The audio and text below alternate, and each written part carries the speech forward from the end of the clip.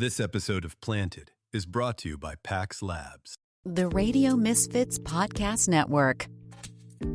Hi, everyone, and welcome to Planted with Sara Pine. I'm Sara Pine, your host, and today we have Brendan McKee, co-founder and COO of Silver Therapeutics. Yes, see, my coffee, it's still kicking in, Brendan. Welcome to the show. I'm so happy to have you here today.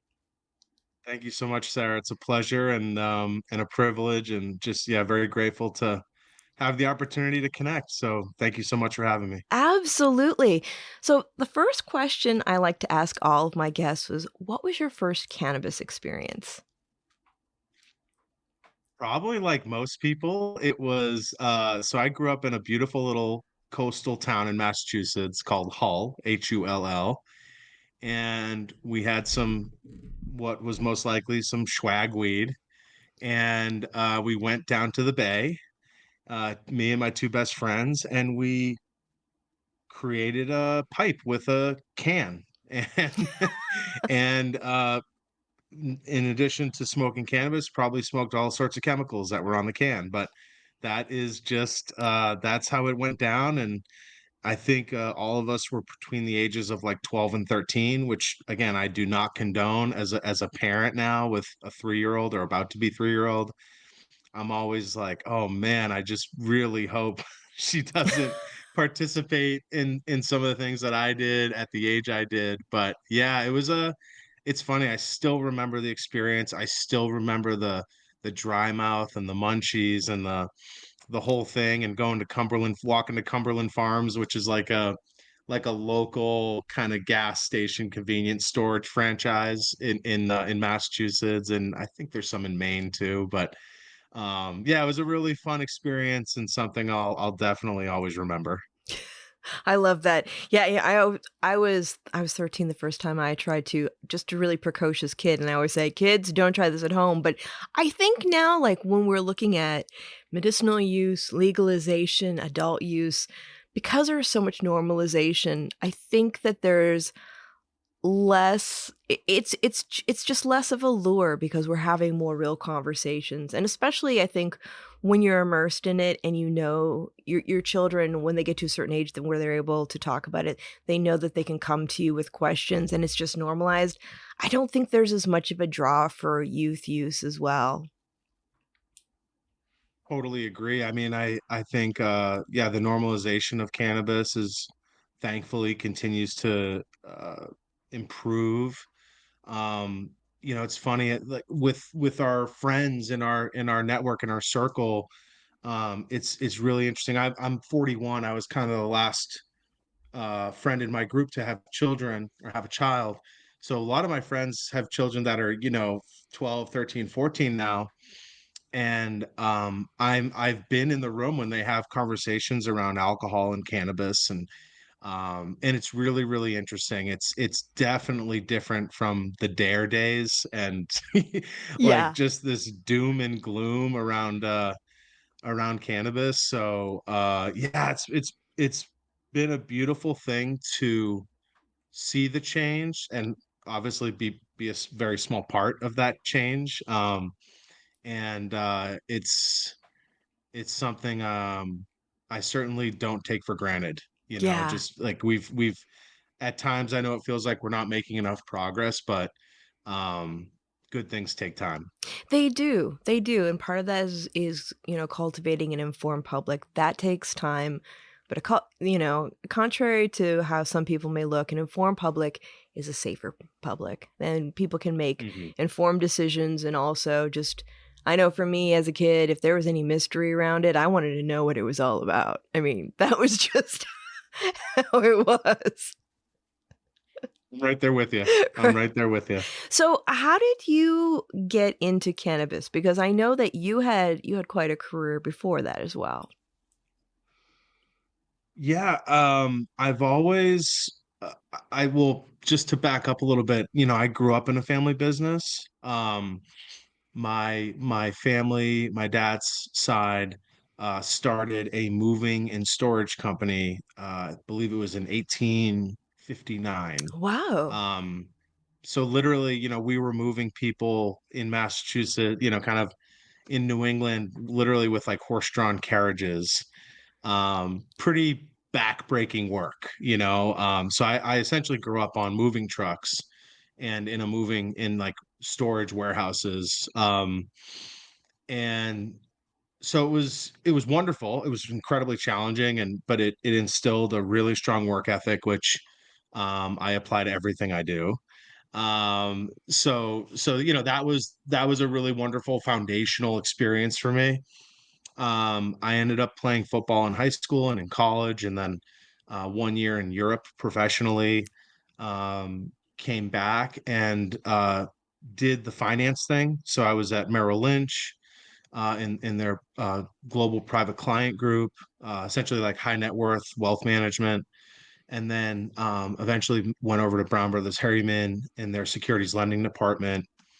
And awesome experiences. I met wonderful people whom I'm, you know, still close with. But I just had like this, I guess, like entrepreneurial itch. Like I just felt like I needed to create my own thing. And so I helped form a nonprofit organization called Inner City Weightlifting. At the same time, I pursued MMA, mixed martial arts, and actually founded and fought in like a corporate fight league that was completely sanctioned. I think I was the only person in New England that had like all the licenses. I was like a matchmaker, a trainer, a fighter, you name it, I held it. So that was a really cool experience. I worked with brands like BMW, yeah, Title Boxing Club. I just kind of did a number of things. I then co-founded a sock company, which was a really cool experience, more of a direct consumer. You know, we launched online. We had a really successful Kickstarter. We were in all sorts of shows. We pitched on Shark Tank, which was a whole other crazy experience. And then ultimately, medical cannabis, started to take shape in Massachusetts. And it was like one of the most intuitive feelings I ever had. I was like, I have to do this. Like I've been a consumer all these years. I believe in it. It's always been there for me, good times and bad. Um, I know it helps people, you know what I mean? And so when that started to take shape, I literally moved back to Boston from New York City, cashed out my Schwab account and went all in. And that was in like 2017, 2018. And here we are in 2026. And it's been an awesome journey, but also very challenging, but wouldn't change anything about it. So what I hear when you're saying this, one of the things that we talk about a lot in the industry and the movement is that we have a lot of really passionate people who want to create change, and they're really, into our culture, the flowers, the ethos, a lot of the things that got a lot of us into cannabis, because most of the stories that we hear are really heartfelt. There's a real connection, there's a drive to be involved. And as we both know, it's not an easy road. So we have that, and then we have people who are coming in from other sectors bringing their skill sets, but maybe not entirely understanding why they're here and why we're here. And so even though they have the skills, it sometimes makes it, they aren't necessarily as transferable as one would think, because you need to have the understanding. And we have these constant conversations about the roots versus the suits, and a lot of our friends and colleagues will talk about the fact that we need both. But I think one of the things that you bring to the table is you do have a deep connection to cannabis and you're bringing your skills. So there's that overlap, that connection that is in many ways the secret sauce for being able to survive and thrive in this ever-changing environment, because we are in the very nascent stages of our industry. Well, what are your thoughts around that? Like when you stepped in, what were some of the things that you thought that you could really help with and bring to the table? Yeah, no, well, first of all, I really appreciate the sentiment because at the end of the day, um, this is all about the people, right? Like internally and externally. We're here to help people. I'm here to build a business that takes care of its employees, because if we take care of our employees, they'll take care of our customers. But yeah, in terms of like a skill set, I love to learn. Um, I'm constantly encouraging people to be curious. I think that's a huge part of getting better and learning new systems. And so yeah, no, all the experience I had before was like really wonderful for this initiative and endeavor, because it's like I had some financial literacy that was solid.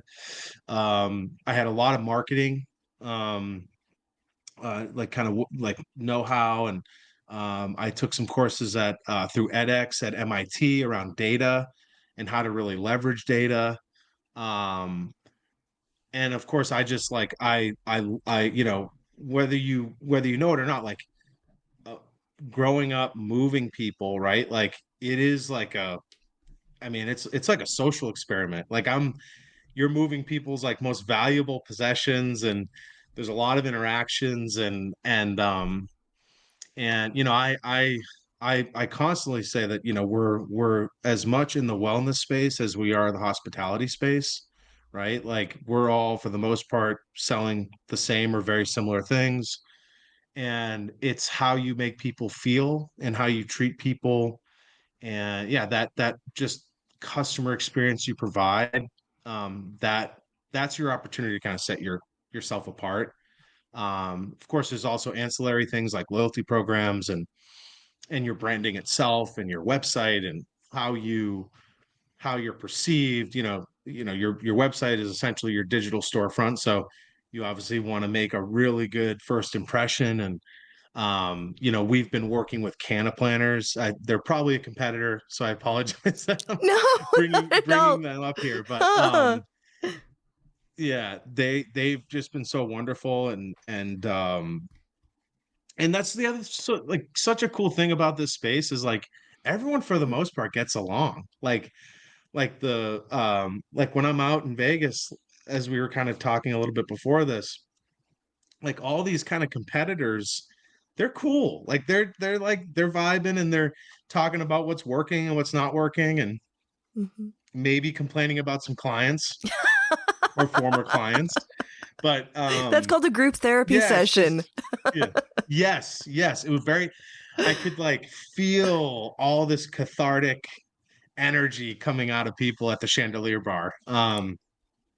But yeah, no, it's I know I just kind of rambled, so I apologize. But yeah, I was fortunate to be able to build a skill set through the experiences I had, from graduating college in 2007 up until starting this in roughly 2017. So in that 10 years, I did a lot of different things, and I'm glad I did. And yeah, it's been awesome. This time of the year, a lot of us are thinking a little more intentionally about how we relax, unwind, and take care of ourselves. For me, one option I really like is dry herb cannabis, and PAX makes some of the best dry herb vaporizers out there. What I love about dry herb vaping is that you're not burning the flower, you're gently heating it instead. This means fewer combustion byproducts than smoking, and you actually get to taste the plant. The terpene profile, the nuance, the flavor, just the way the grower intended. It's smoother than a joint, there's no hangover, and it feels like a more mindful, better-for-you way to enjoy cannabis. You still get that moment at the end of the day, all the ritual with a cleaner experience. If you're rethinking how you unwind, dry herb might be worth a closer look. Learn more about dry herb vaporizers at PAX.com. PAX products are for adults 21 and older. And just for our listeners, you can use code PLANTED20 for 20% off your purchase at PAX.com for a limited time. Yeah, no, I totally hear what you're saying, and I think that knowing differentiation is so incredibly important. Like when I was working for a large dispensary company, one of the things that I found, I was actually in the back of the store, and somebody asked, they said, "Hey, somebody's asking for you," and it was an older gentleman, and he was like, "Hey, Sarah, I just wanted to tell you I could get my weed for cheaper somewhere else, but the reason I come here is because your staff is always engaging. They always educate me, and you all treat me with compassion and respect. And it really is about, you can have like specials till the cows come home, but if you're not treating people well and they don't feel seen and heard, and they feel like they're being just sold something like this is what we need to move off the shelves, you're not going to be getting your true blue fans that come back over and over again. And that's the backbone of the business. And then you're also just looking at your history, like the fact that you've already worked in a highly regulated market prior to this, working in finance, I think really helps set you up for success too, because it can be like when I've worked with people who come into marketing in other areas, and they're like, yeah, let's do this. And I'm like, bless your heart. Welcome to the lovely land of compliance. Yeah. Yeah. Oh, yeah. It is. There is always a layer of compliance that you have to consider in just about anything you do in our industry. Yeah, for sure. For sure. And, just like talking about, MJ BizCon and people doing the same things. I think one of the things that I do really enjoy is that those of us who are really passionate about what we do, we vibrate at a different level where it's not so much about competition, but it's about collaboration. It's like we may do the same things, but not with the same people, and we have different lenses. Even like with, media and podcasting and writing, it's like it's an all hands on deck situation where there are so many lenses through which to see this and so many different ways to approach it that it all needs to be there. And, we it's all hands on deck to get us to the next level. And I really, I do a lot of different things in the space. So I have a lot of colleagues and friends that do a lot of the same things that I do, but it's beautiful. Like it's really wonderful to have those conversations and learn from one another without the competition. Of course, you got to pay the bills, and there's like, there's a little competition, but it's friendly. It's not it's not like, I'm going to come to your party and steal all your clients. Yeah, no, it's I mean and by the way, like compassion and respect, you said those two words earlier, like that is everything. Like, when we first opened, I said you got to treat every person like a patient. Yeah. Like it doesn't mean you're making medical suggestion. It means be compassionate, be respectful, like no judgment, this is new for a lot of people, right? Like don't be snarky, don't make, if someone's coming in and basically like, I don't know what I'm doing, Yeah. really take that as like an awesome opportunity to educate, to make recommendations truly based on what they're asking for, like what their needs are, not, hey, we have this special and I get a bonus if I push this many units. So here it's like, so we definitely do not take that approach. But yeah, no, it's a wonderful, wonderful industry. Many of the people in it, like yourself, are passion driven. They believe in it. They know it helps people. Um, and it because it's so new. There's so many hurdles. There's so many headwinds. We're all navigating them together. So there's like, I don't want to call it commiseration, but like the being able to like have thoughtful, mindful, relatable discussions in a setting like Vegas with other operators. It's like it's really nice, and yeah, just our industry is, as it grows, it keeps getting obviously more and more competitive. But I feel like the groups that really care and are focused on the experience, they're starting to kind of separate themselves, like you said, differentiate. So, Yeah. Well, and yeah, I think like this year at MJ BizCon, we were both, I mean, it was a busy week. And it's, I also heard people talking about the fact that it was a little quieter than normal. That being said, what I also heard was that, and I experienced this myself, was that there were a lot more meaningful conversations and a lot more good business being done than any other year. Because one of the things that I think was cleared out, where there were a lot of, in the past, there have been a lot of speculative people who have come in or curious or maybe not quite prepared for what we deal with on the day to day. So a good majority of the people that were there this year were like in it.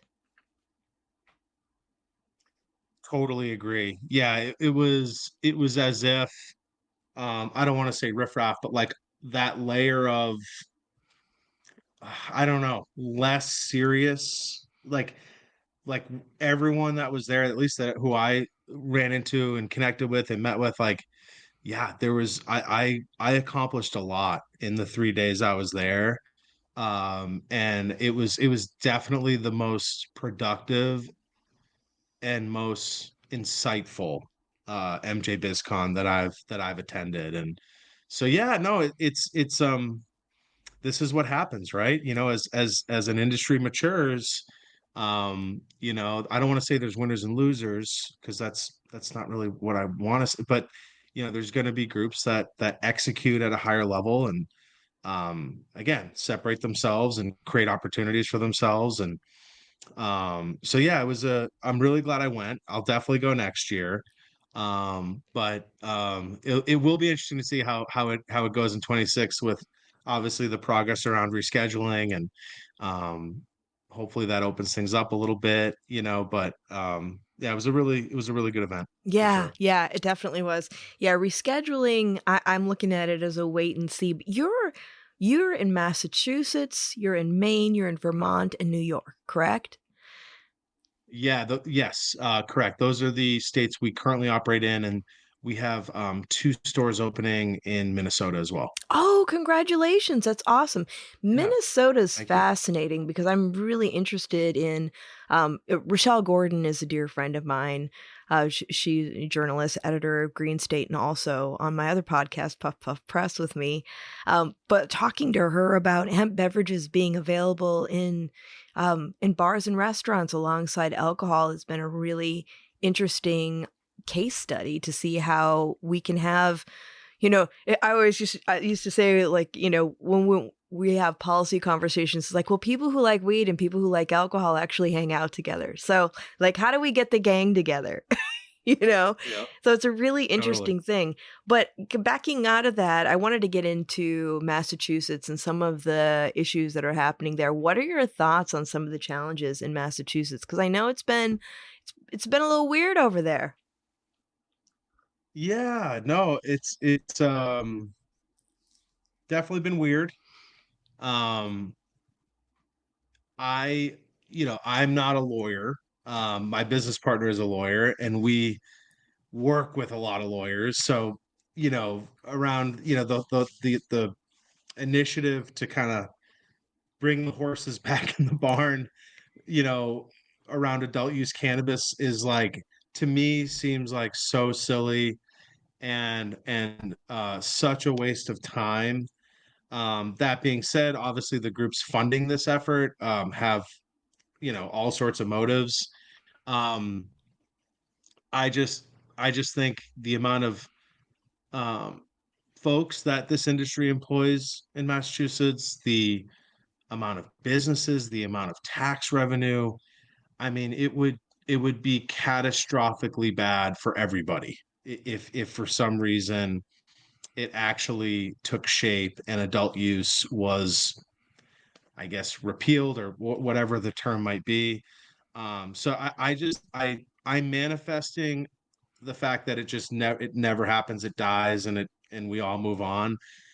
I would say if it does happen and everyone basically has an opportunity to switch to medical, well, that's what we'll do. We'll switch to medical, and we'll have people that on site or via telehealth that to get their medical card, and we'll work through it.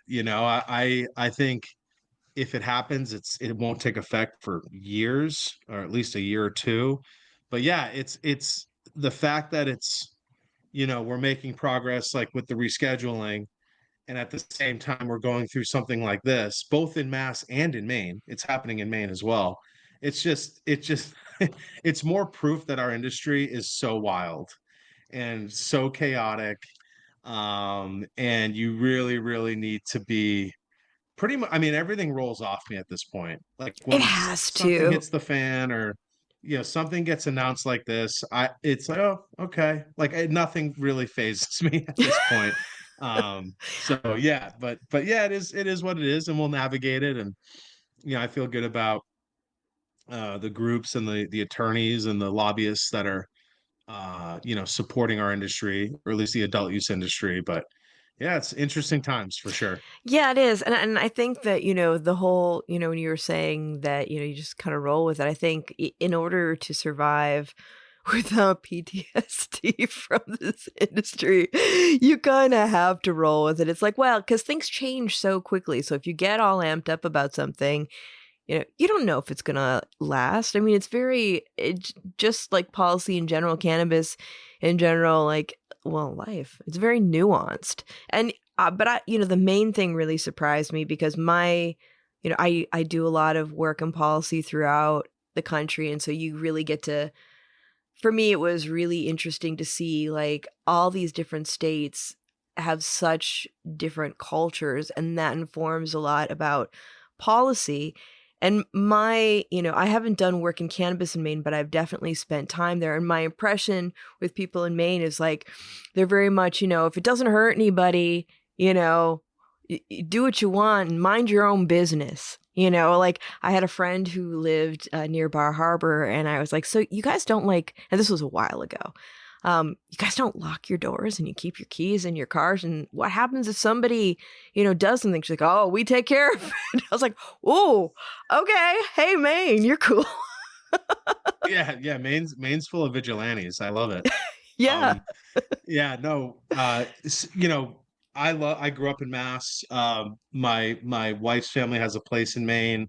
We actually lived in Maine for a little bit. I love it. I mean, I mean, it's called vacation land for a reason. Yeah. It's so beautiful.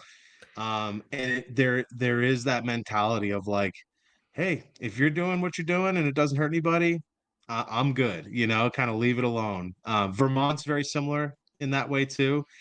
And New Hampshire is, I mean, despite the fact that New Hampshire hasn't legalized, they are very much like, hey, like you do you, I do me, and everything will be okay.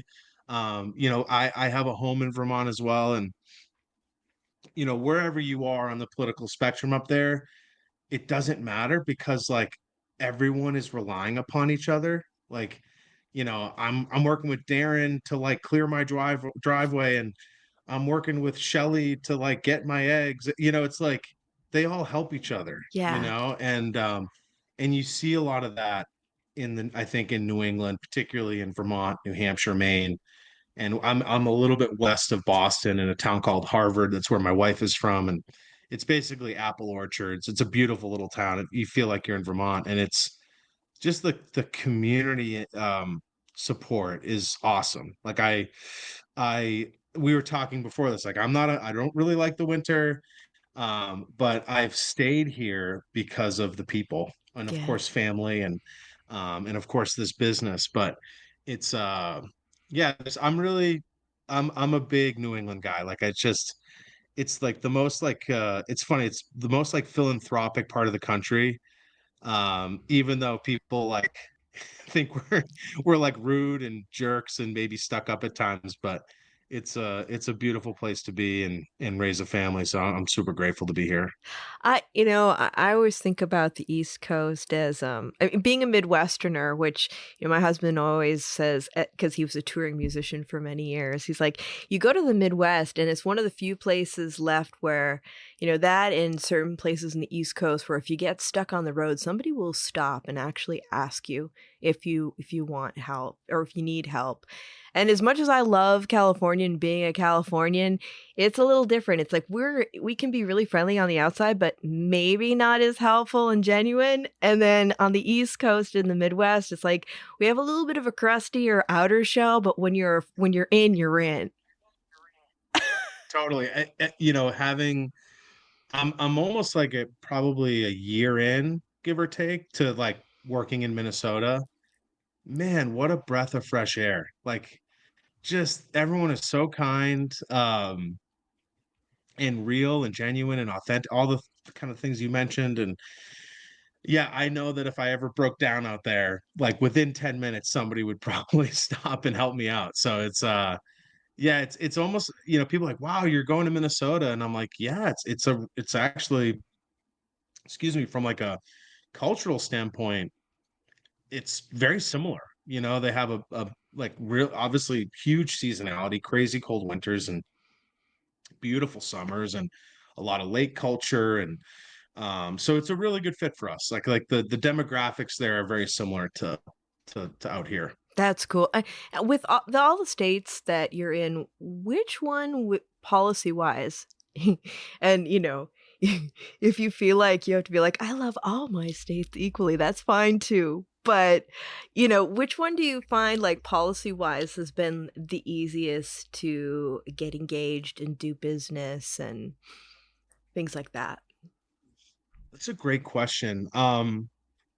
Probably to some degree a better question for our lawyers and my business partner who's a lawyer. But in speaking with them, New York surprisingly has been like very wonderful to work with. Like um in terms of execution, timeliness, like getting yeah, getting things approved, I mean, and again, I'm not being critical of Massachusetts or the CCC, but we were like the 10th or 11th to open. Um, so we were, they were building the plane while they were flying it, and we were caught up in that. And so like our first store probably could have opened 6 months sooner, and our second store could have opened like 9 months sooner. So when you like add that up, I mean, you're talking like millions of dollars that we missed out on. And it's, again, I don't hold it against anybody. But yeah, that was really challenging. But New York's been great. Honest, and I know you jokingly mentioned this. All the states have been great. Like Maine's great, Vermont's great. Um, uh, Massachusetts, New York, Minnesota's been wonderful. Like they all have their issues, they all have their hiccups. But yeah, New York has probably been the one of the easier ones to get, like in our case, get a store Meet open. the PR firm amplifying our industry's changemakers, Green Lane Communication. Through strategic media relations, thought leadership, and speaking in award programs, Green Lane Communication has helped companies land coverage in Forbes and Rolling Stone and dominate industry trade outlets like MG Magazine, High Times, MJ Biz Daily, and Fat Nugs Magazine. Founders, marketers, innovators, disruptors, Green Lane doesn't just tell your story, they build your legacy. Visit greenlanecommunication.com and make your brand impossible to ignore. Yeah. Yeah. Yeah. I mean, that's the thing. It's not a judgment on the state or their policies. It's just kind of like reflecting on the challenges, because I know like here in California, it's difficult, especially when you have a really long ramp up time. Like when we were starting, legalization here and people were competing for permits. But I don't know what it's been like in your states, but you actually have to have a physical storefront before you could get the permit. So you're looking at a lot of money, a lot of expenses that you're putting in without any revenue for an extended period of time, more so than any other industry, which is an extreme challenge coupled with 280E and all the other things that we have to deal with. Yeah, I would say carrying costs for something like a lease or um anything like it that's probably killed more startups in our industry than anything else, because they're being told that they'll get their license on upon this date or this date range. They execute on a lease, there's an injunction or there's delays with the regulatory body. All of a sudden they thought they were going to be, up and running in January. They're not up and running until July. It's and if you don't have a landlord that's flexible, I mean, it can just totally crush your business. And we definitely saw a lot of that in Massachusetts, like early on, like a lot of people holding, had some sort of LOI or lease, and it would expire, and they would be burning money month after month. It was, and it happens in every market. that's not exclusive Massachusetts. It's just for whatever reason, Massachusetts to me just really sticks out because it was so like new and visceral and like I mean it was tough. So but yeah, it's really hard. There's all these challenges that you've brought up and we've talked about like you just wouldn't frankly you wouldn't experience them in really any other sector. Yeah, yeah, and that's I think it's really interesting for people outside of cannabis looking in, especially people who, love weed and they kind of romanticize, "Oh, it must be so much fun." And it's like, yeah, well, it is. There are really fun moments to it. I mean, a lot of us wouldn't be here without the drive and the joy, the reason beyond commerce. And it's exceptionally challenging. I think if you can make it in cannabis, you could probably make it at any other business because there's just so many hoops and changes. The sheer nimbleness that you need to be able to succeed is crazy. But I want to shift a little bit into some more fun stuff. Although I mean, I always have fun. Yeah, Yeah, just one comment just sure. to back up what you just said. I mean, I jokingly would, once we were in like year two of operating, I basically said, if you can get a store open in Massachusetts, you can probably, work for NASA. I mean, it's like you just got to do so much stuff, and you Right. got to be diligent, you got to be organized, you got to have the right people around you, and I know NASA is probably a bad example, but to your point, like it requires a lot Yeah. to operate in this space, and until you do it, you don't really realize how hard it's going to be. And when folks, I'm sure they come to you all the time, like, "Hey, I'm thinking about doing this. I'm thinking about opening a dispensary or opening cultivation."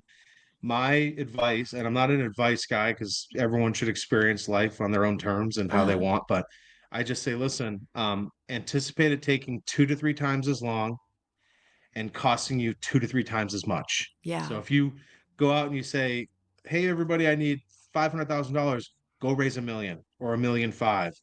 And if you think it's going to take you 12 months, plan for 24 to 36. Like you gotta like really manage your expectations in the space. Yeah. You're much kinder than I am. I smile and I say, bless your heart. Yeah, I've probably said that as well. But I want this industry to succeed. I want people to enter the industry, right? Despite the Yeah. fact that it's incredibly hard. And yeah, it's tough. It's not easy. No, it's not. But that being said, like you said, as we're evolving, there are some really talented people who are coming in the space and they are succeeding even when they're coming in a little bit later. And it's when I have those conversations, I'm like, it's like, where is your heart? Where is your mind? Those two come into, I mean, along with sheer luck. Those all come into play. But another thing that comes into play is, how you approach it, because there's, sometimes there are a lot of people who think that, you have formula retail and formula retail is formula retail. And, you have somebody who's sourcing your whatever product you're curating, and they may understand supply chain management. They may have a rich, background in that in other areas, but you really have to understand the plant and the products and the modes of use and the fact that it's a very personal, emotional thing for consumers, much more so than we give credit for. And that's part of, I think, the secret sauce in success, in having success with consumers and having them come back creating those true blue fans. But Silver Therapeutics is known as a premier cannabis curator. And what does curation mean to you and your team? Oh, well, at its core, our goal is to offer the highest quality products on the market, um, at the best possible price. But also like have optionality, have a range of products, have products for someone who really wants like, the terpiest of terpy flower, right? And not Right. so concerned about tack. Um, and also serve the individual that just comes in and says, "Hey, I want the highest testing sativa flower you have." Like it's, I know people advise against, being everything to everyone. Um, however, um, we are a retail, right? It's our job to make sure that we have the products that people want. Um, and through our procurement process, which we've centralized over the last year, which has been incredibly helpful, because that up until about a year ago, our GMs were just ordering for each store, which definitely has its pros, but also has its cons. Like it takes away from their ability to manage a store and develop team members and build relationships. You know what I mean? Because Yeah. it's so time consuming to order. Um, uh, and now through that centralization of procurement, you know, um, there's meetings between procurement and GM, so like it's not like they're completely disconnected from the ordering, but it's allowed them to spend more time on the retail and the retail experience and their team members, and allow our procurement to really like lean into the brands that have a lot of traction, lean into the brands that are ethical, diverse, are gay owned, social equity owned. I mean, there's a lot that goes into onboarding and curating certain products and certain brands. So it's something we put a lot of thought and a lot of resources into, because you really need a robust menu, and Yeah. that caters to all demands. Yeah. What surprised you the most about consumer behavior across the different states? Discover the power of Yorma's Choice CBD products. When we chose a sober life, we searched for the best CBD to manage our chronic pain. In Raywood, Kentucky, the home of Bickett and Boone, we found the perfect solution. Yorma's Choice is a range of topicals, tinctures, bath salts, and gummies. Choose Yorma's Choice for pain-free living. Shop now at furpeaceranch.com. FURPEACERANCH.com. Gosh, that's a great question. Um, what surprised me the most? Um, Vape carts are continuing to climb, Hmm. which I'm not like surprised about. It's surprising relative to the fact that, like, I don't know if you remember this, but in Massachusetts, like we straight up like um stopped vape carts from being sold for like I want to say 3 or 4 months. Yeah.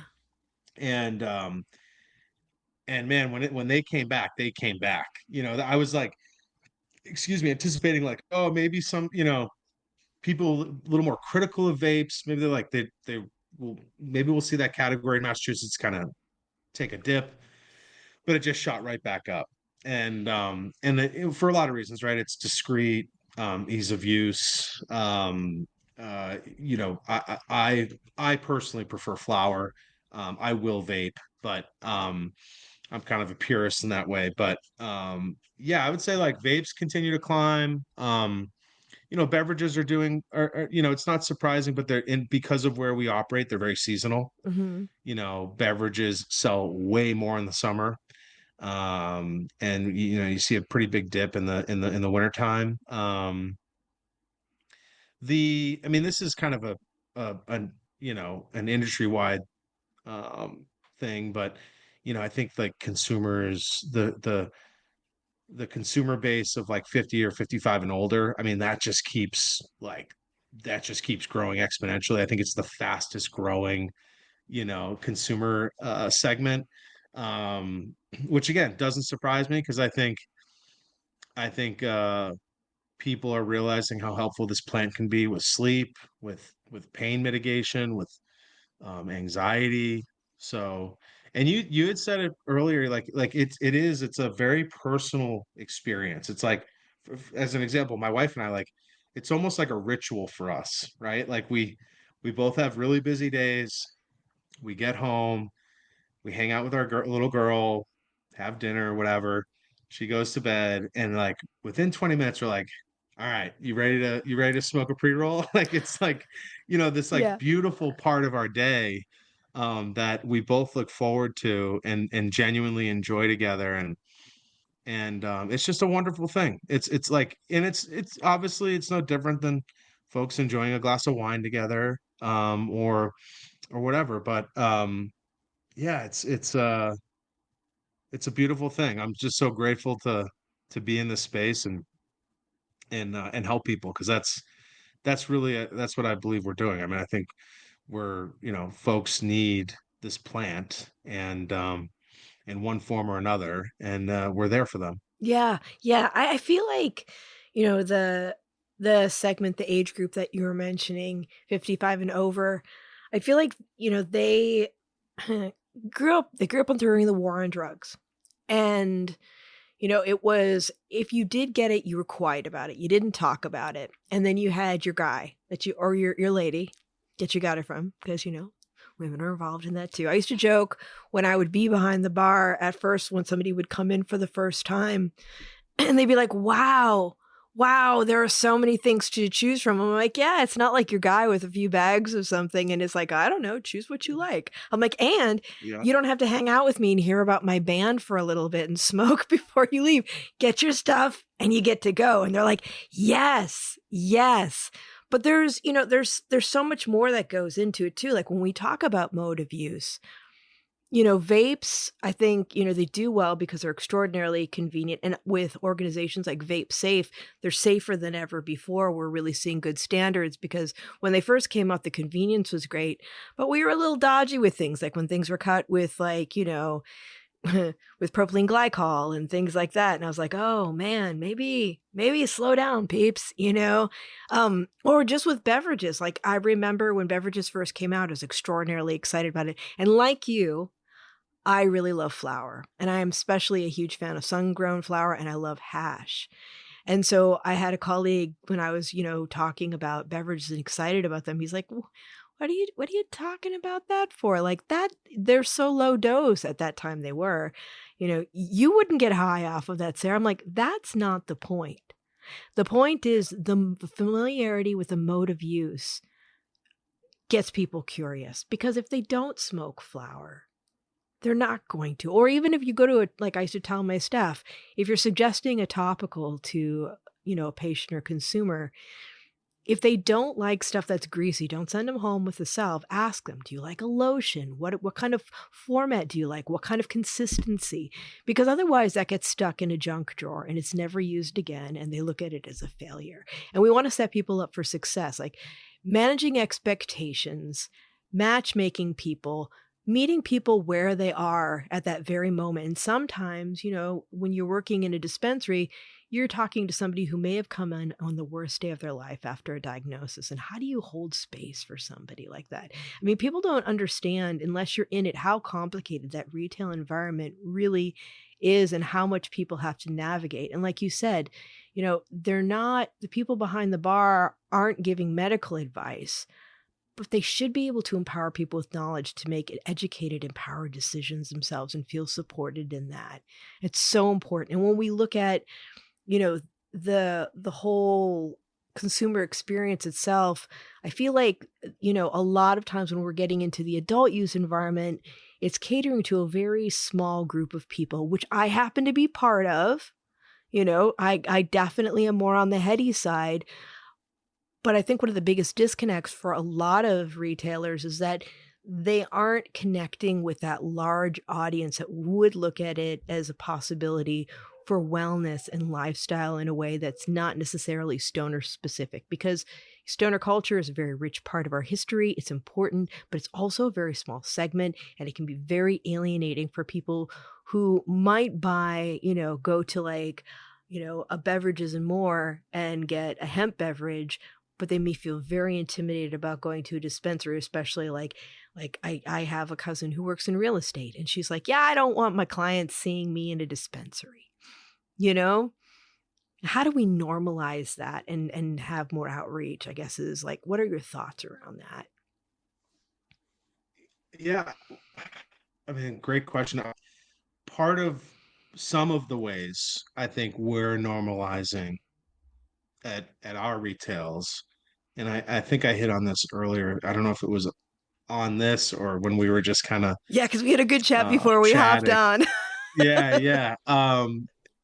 We invest heavily in every community we serve, right? So we're sponsoring events that are allowable, right? We can't sponsor kid events, but if it's an event and it's adult-based event and we can prove that 80% plus or 21 plus, then we can do it. So um I mean, we do clothing drives, food drives. I think really, truly, genuinely immersing yourself in the community that you operate in is how you get closer to normalization, right? Because people are start to associate you with the same thing that the local grocery store is associated with. It's like, oh wow, Silver Therapeutics is sponsoring this music event, and so is the local brewery, and oh, so is the local general store. It's like you're part of everyday consumerism, and so we find that to be really helpful and really effective. And um, it was because we were so early on in essentially every market that we've opened in. There's always that initial, like, people think the sky is going to fall. You go to these municipality meetings, and what if my little Johnny gets into an edible? And it's like, it's kind of like, well, it's like your job as a parent. Like, they're Yeah, not, little Johnny's not going to get into my dispensary because we have a door person who checks IDs. We check IDs at the point of sale. Like, that's more of a you problem, not an us problem. Diversion of cannabis is something we of course take with the utmost seriousness. Like, we would totally. never divert cannabis. So it's but obviously with a little bit of time and with plenty of tax revenue, people start to change their tune a little bit. Um, and yeah, it's I mean, I was never like worried or adversarial with hemp, with like intoxicating hemp. I'm a big believer in like focusing on what you can control. And for us, that's again, the experience we provide, the products we offer. Like, there's always going to be competition, there's always going to be noise, there's always going to be illicit activity. It's like, that's all noise. Like, if we start to worry about every little thing that could impact our business, Mhm. we're not going to get anywhere. So um but it's good in the sense that, like, that those products, even on the hemp side, have have gotten more people open to the idea of consuming. So in the case of like Minnesota, for example, when intoxicating hemp kind of goes away in what, roughly 9 or 10 months, that's going to be a window for us to serve those people, on the legal cannabis side. So yeah, I'm a rising tide. I think exposure in most every way is positive for our industry. Obviously there's going to be operators that are, motivated by not such great things. But again, like, I can't worry about that. We can't worry about that. We got to focus on what we can do and what we can control. And but yeah, yeah. I know. Again, sorry, that was a little No, bit of a rant, but no. I love that. that's how I approach it. Yeah, Yeah. and I think that, that approach is it's really effective because, as somebody who works on policy, I'm the vice chair of the state committee here in California.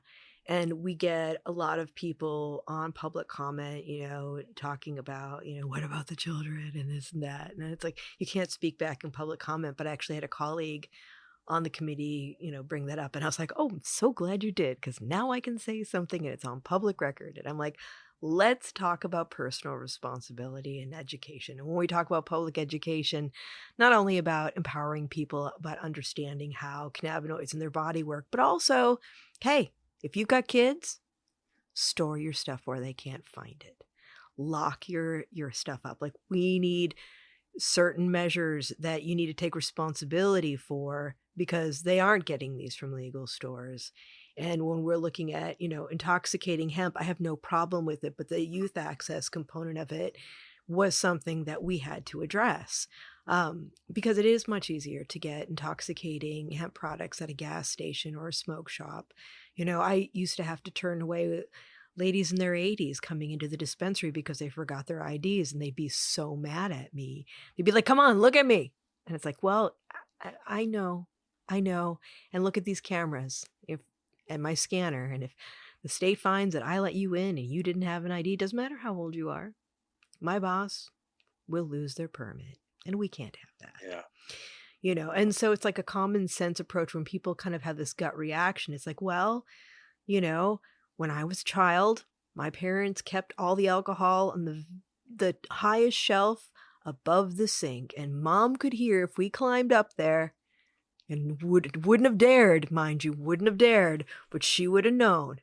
There are safeguards Totally. that we take as adults to keep children safe. And I think it's really important, having those conversations, connecting with community, also just the fact that, having somebody at the door who's greeting people and seeing people come in also makes a huge difference for what happens on that block, that city block, that town block, because you're being a custodian of that area and really helping make it be a better place by being an active member as a merchant of your neighborhood. And, that's one thing with like the people who are good players in our industry, they always add to the community rather than subtract. And I think it's a really important thing. What makes a product silver worthy? Oh, that's good. So again, my Alex, our head of procurement, could speak better to this, but I would say freshness. So in the case of flower, part of our criteria is like we really want to take in flower that hasn't aged more than like a month or two, from the harvest date, if possible. That is definitely something that makes a product silver worthy. Um, and yeah, I would say brands and products that again also operate with compassion and on and integrity and um yeah, take that wellness approach, like obviously effects based marketing is a little tricky. But I mean, like the I don't know if you've ever experienced them, or I'm sure you've seen, but like something like bedtime Betties, Mm-hmm. like I cannot go anywhere if my family, if it's my mom, my aunts, my like, did you bring the bedtime Betties? Did you bring the bedtime Betties? That's I'm like, awesome. yes, I brought the bedtime, like, so it's, I think, part of worthiness for us is like, um, like obviously quality. Um, I think it's helpful too. Like we encourage brands to do pop-ups. So when we're like, especially if it's a brand we do a lot of business with, like, hey, like we set the expectation, like we want you to be here to educate our people and our team and be part of the retail experience. Like not just like sit in the corner, with your table, but like really immerse yourself. And we do pop-ups all the time, and it typically coincides with some sort of deal or special or price drop with their products, so that there's even more incentive to try it if you aren't already a consumer of it. But yeah, you just I know I threw a lot out there, but high quality. um you can tell, I feel like you can tell if someone cares about their brand or cares about the products that they're pushing. Yeah. If you don't, I'm frankly, we're not interested. Yeah. And I love what you were mentioning about, engaging with staff and educating them, because I think one of the biggest disconnects that we're seeing, especially in the formula retail models, and I've heard this even in committee by people who are, because I was chairing a subcommittee the other year for medicinal use and talking about the need for greater education for people behind the bar. And somebody came on public comment, was like, oh, and she was a doctor, which confused me. But she was like, they're not doctors. They shouldn't know these things. It's hard on the dispensaries because the turnover on bud tenders is enormous, and the amount of time it takes to train people is expensive. And I was just kind of like, I just kind of stopped because I thought about like, I had an in-depth training program for my staff. Like they're training for a week and shadowing before they ever got to do stuff on their own. And then with the work that we did with continuing education and the education from the vendors, it created professional development so that there is more engagement, because nobody wants to work 8+ hours of their life with something that they don't understand and they're not engaged with. So yeah, if you don't have that, you are going to have high turnover. But if you engage your staff and have them feel like, empowered and curious, and you treat them well, the longevity the investment is worth it. Like multiple times over, I feel. Oh, what are your thoughts on that? Well, I mean, part of, we went through a really in-depth, review of 2025 and, goal setting for 2026, with, of course, OKRs and KPIs and all those, fun acronyms and metrics. Totally. But, where we landed was we just need more training. Yeah. Like everywhere. Like we need, we use Dutchie, like we need more training with Dutchie. We need more training with metric. We need more training with products. Like we just need more, like we've done a really good job.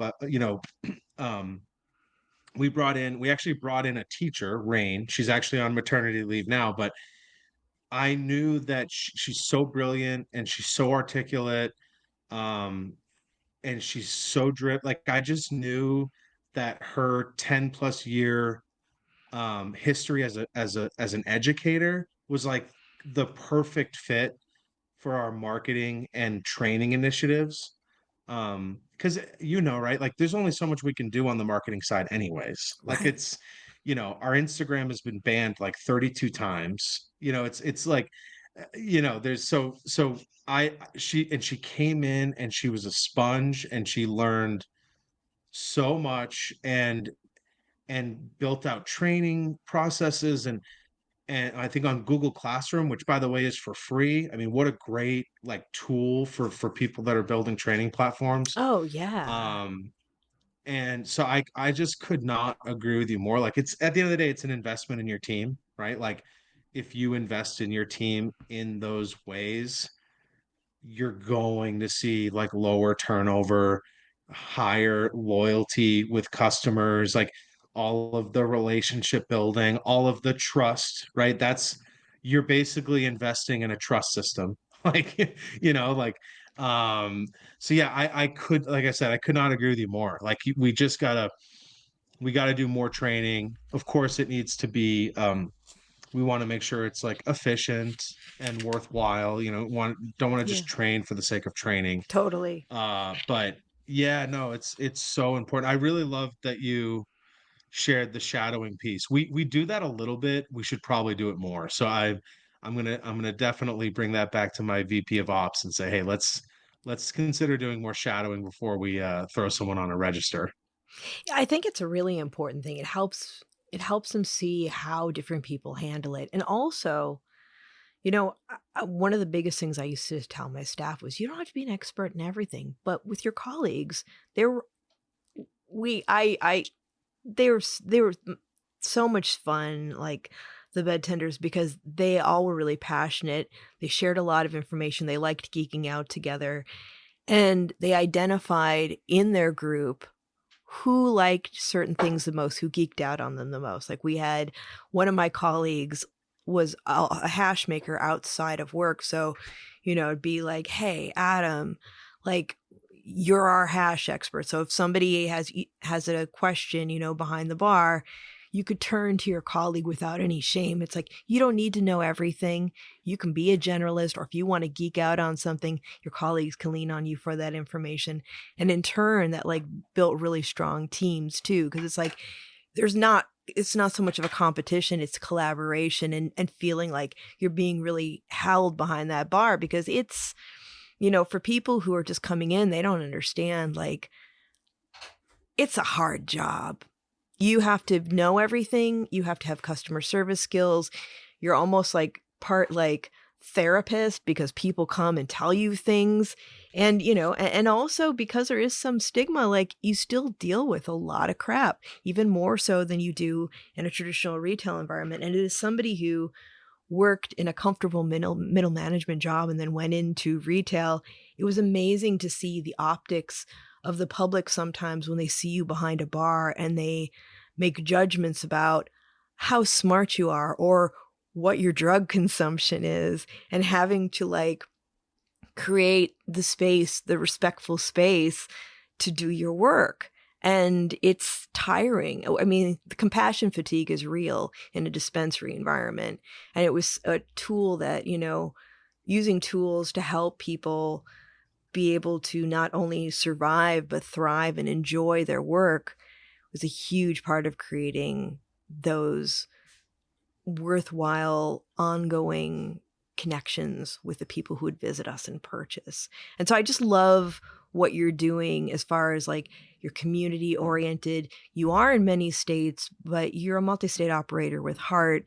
And, just those connections are so incredibly important.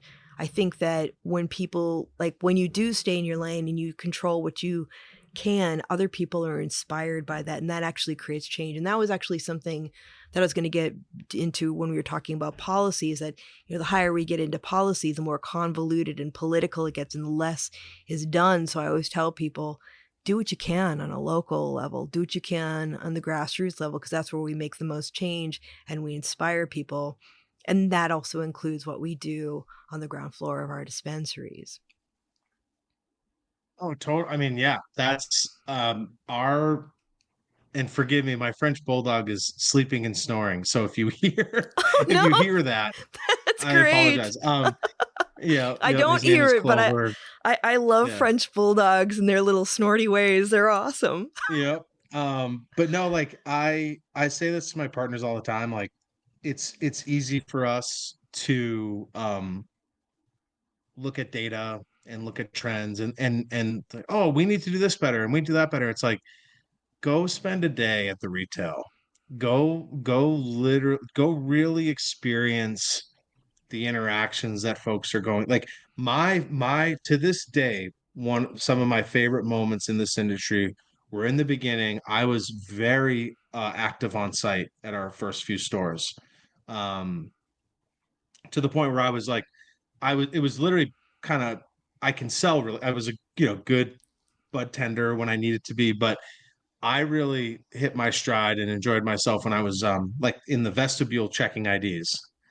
And, hey, welcome to Silver Therapeutics. Thank you so much for choosing us. We're grateful, and we're here for your wellness journey. And inevitably, I'd say, thank you for coming in. I'm one of the owners, means a lot. And they're like, oh my gosh, that's so cool. Like you're one of the, about, and I mean, I on multiple occasions, I was in the vest. I would see people come in and they'd have like tears in their eyes, and they would be like, I never thought I would experience this in my lifetime. Yeah. That's how, and that's when I was like, wow, like we're not just selling weed. You know what I mean? Like we're selling wellness um and a beautiful moment for people that truly never thought this was going to happen. And yeah, no, it's the bud tenders, the shift leads, the AGMs, the GMs, like they make the magic happen, and that is never lost on me.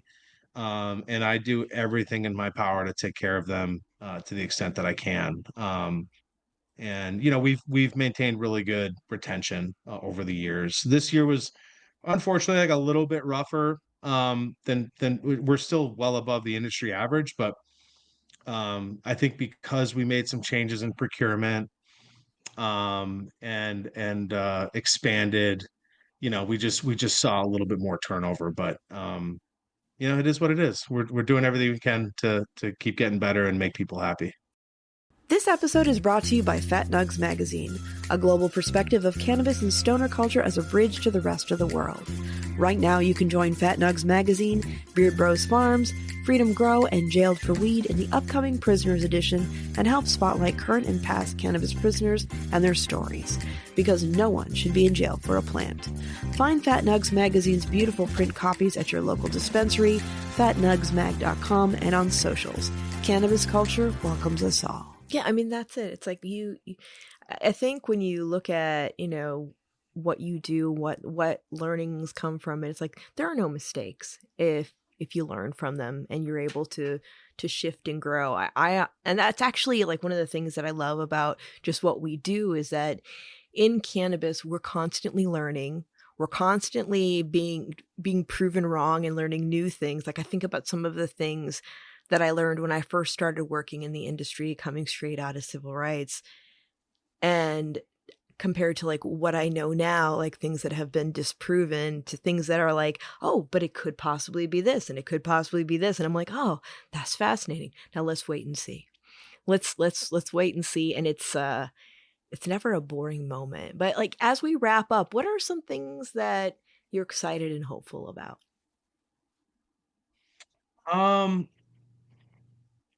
For the industry as a whole, I'm grateful we took that first step, about a month ago now, a couple of weeks, but how it feels like a month ago, but it's maybe even just 2 weeks, whatever it was. But that's a great sign.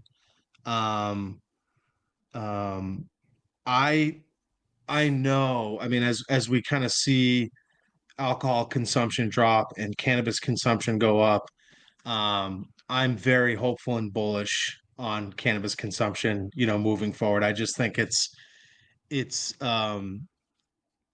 happening across all demographics, right? Like, and then when people ask me, I mean, early on there was a lot of questions like, who are the type of people that go to your store? And I'm like, everybody. Right. Like everybody. Doesn't matter race, age, gender, what like it doesn't matter. Like cannabis is beloved by all. Um so I'm just so grateful that the adoption of it is continues to improve and climb and get better. And we're going to obviously with this step that just occurred, research and development is should hit another level, which is positive. For us as a company, I'm just really excited. We have 4 stores in the pipeline, all of which should open within the next like 4 to 5 months. Oh, congratulations. Thank you. Yeah, 4 to 6 months. So yeah, very, very hectic, but also we've gotten really good at like new store launches and the process. And shout out to again Zach Wilson and our VP of Ops and Jess Hoffman, who's our VP of Growth. Like, we brought both of them in the last like year and a half, and we've really been like more effective at scaling and frankly, like openings are smoother, you know. So yeah, just really, really, really excited for our new stores and of course our operational stores. Like we're in markets that got a little saturated, like Massachusetts. We obviously saw some declines in revenue, but transactionally we're actually seeing growth, and I think that's a testament to our team, to our loyalty program, just overall to the way we operate. So yeah, I'm really optimistic about our organization and how we're approaching 2026. And so yeah, there's should be a really fun journey this year. That's awesome. I'm looking forward to watching you grow. I appreciate that. Yeah, it's and what an appropriate statement. I love it. I love it. And one of like the roll with it. It's like, man, maybe I should start a podcast and call it Roll With It, because it is just Right? that is how you have to operate here. That would be, yeah. That would be really good. That would be really good. I love that. And like I said, I think that, with outreach, whether it's like writing, podcasting, or whatever, it's like we need so many more lenses. It's so valuable. Like just to continue with the messaging and get out to everybody because we have a lot of work to do. It's all hands on deck. For people who want to learn more about Silver Therapeutics, follow you on social media, how do they do that? Oh, yes. One of my little hobbies is domains. I have about 500 or 600 domains. So, but the core ones for our website are silverthera.com. You can visit silvercannabis.com. Always take the highroad.com. So I got a million. I love them. And then from a social perspective, if you search Silver Therapeutics on Facebook, it should pop right up. On Instagram, like I said, we're on like our 33rd account. And currently it's called Be Kind to Your Mind, period, official. So you can find us there. And yeah, that about covers it in terms of kind of our social channels and whatnot. Right on. Well, Brendan, it's been a pleasure hanging with you. Thanks so much for coming on the show. And I'm looking forward to seeing what you do and how much more you're going to grow. Because I know, like, with all of the things that you're doing and your ethos, it's only going to be success. So thank you so much. Thank you, Sarah. It really is an honor and a pleasure, and just grateful to be able to share our story with your community. So thank you for doing what you do. And yeah, really excited for a big 26 together here. Here's to that. And everyone, remember, if you like listening, please give us a review, share it with a friend. Let us know what your favorite episodes are. And if you'd like to stay in touch over social media, we are Planted with Sara Pion on Facebook and Planted with Sara on Instagram and Twitter. You can also go to our website, www.plantedwithsara.com, or listen to us on our parent network, Radio Misfits Network, where there are other great podcasts, like one of my favorites, the Winemakers Podcast. So check it out. You can listen to Planted wherever you listen to your favorite podcast, whether that's Pandora, Spotify, Amazon, Google, Apple, Stitcher. Tune in. We are there. So join us. And until next time, stay curious, stay safe, and remember, it's a wild world out there. Be good to one another. Until next time, take care.